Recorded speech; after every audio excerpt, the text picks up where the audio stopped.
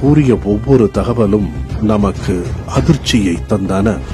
உதாரணத்துக்கு வந்து நீங்க என்கிட்ட ஒரு போனை கொடுக்குறீங்க அப்படின்னா, ஜஸ்ட் உங்களோட மெயில் ஐடி பாஸ்வேர்டு மட்டும் எனக்கு தெரிஞ்சிச்சு அப்படின்னா, அந்த மெயில் ஐடி பாஸ்வேர்டை வச்சு உங்க ஃபுல் மொபைலை வந்து நான் வந்து அக்சஸ் பண்ணிடலாம். உங்க மொபைலில் உள்ள போட்டோஸ், வீடியோஸ், ப்ளஸ் வந்து உங்க மொபைலில் உள்ள கேமராவை கூட என்னால் ஆப்ரேட் பண்ணி இங்கேருந்து ஆப்ரேட் பண்ணி பார்க்க முடியும். ஸோ உங்கள் அனுமதி இல்லாமல் உங்கள் ஃபோனில் உள்ள எல்லாத்தையும் அழிக்க முடியும். உங்கள் மொபைலை லாக் பண்ணிடலாம், எல்லாமே பண்ண முடியும். கரண்ட் லொக்கேஷன் நீங்கள் இப்போ எங்கே இருக்கீங்க அப்படின்னு கூட என்னால் பார்க்க முடியும். பேசிக் கொண்டிருக்கும் போதே ஒரு நிமிடம் உங்களுடைய போனை தாருங்கள் என தொகுப்பாளர் ஒருவரின் போனை வாங்கிக் கொண்டனர். சரியாக ஒரு நிமிடம் கழித்து வாங்கிய போனை திருப்பிக் கொடுத்த அவர் தொகுப்பாளரை சில நிமிடம் வெளியே இருக்குமாறு கூறினார். எங்க இருந்தாலும் சரி, ஓகே, இவங்க மொபைல் வந்து நம்ம அக்சஸ் பண்ணிடலாம், போய்க்கலாம்.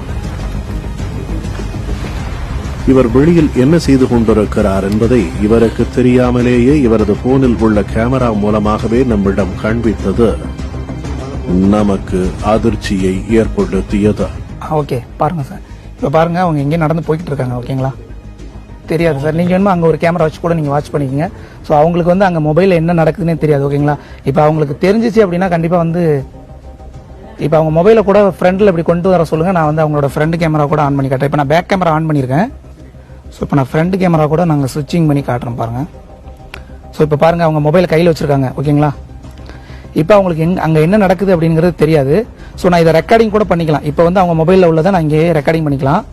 இப்போ நான் இங்கே பேசுறது கூட அவங்களால கேட்க வைக்க முடியும். பட் யார் பேசுறான்னு தெரியாது. போன்லேருந்து ஒரு வாய்ஸ் மட்டும் தான் வர்றது மட்டும் தான். இவர் சாதாரணமாக தன்னுடைய போனில் ஏதோ செய்கிறார், ஆனால் கேமரா இயங்கிக் கொண்டுதான் இருக்கிறது. இப்போ யார் கால் பண்ணாலும் சரி நம்ம இங்கிருந்து கேட்டுக்கிட்டே இருக்கலாம். ஆனா அப்ளிகேஷனிடமிருந்து தப்பிக்க தெரியாத நபரிடம் கைபேசியை கொடுக்க கூடாது.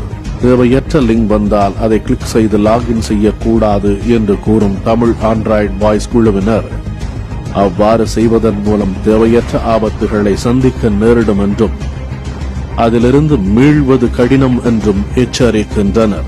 வாட்ஸ்அப்ல நிறைய வைரலான மெசேஜ் என்ன வரும் அப்படின்னா, உங்களுக்கு வந்து ஒரு ஆஃபர் வந்திருக்கு பாத்தீங்க அப்படின்னா, ஒரு 50,000 பொருள் வந்து வெறும் 500 ரூபாய்க்கு தரேன் அப்படின்னு சொல்லிட்டு ஆஃபர் சொல்லுவாங்க.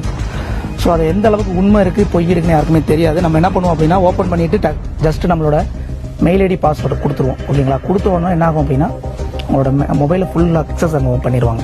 40,000 ரூபாய் செல்போன் 10,000 ரூபாய் மட்டுமே, அல்லது இந்த லிங்கை 10 பேருக்கு பகிர்ந்தால் 500 ரூபாய் ரீசார்ஜ் செய்யப்படும் என்று வரும் மெசேஜ் ஆபத்தானது என்று கூறிக்கொண்டே ஒரு லிங்கை வாட்ஸ்அப் மூலமாக நமது கைபேசிக்கு அனுப்பினார்.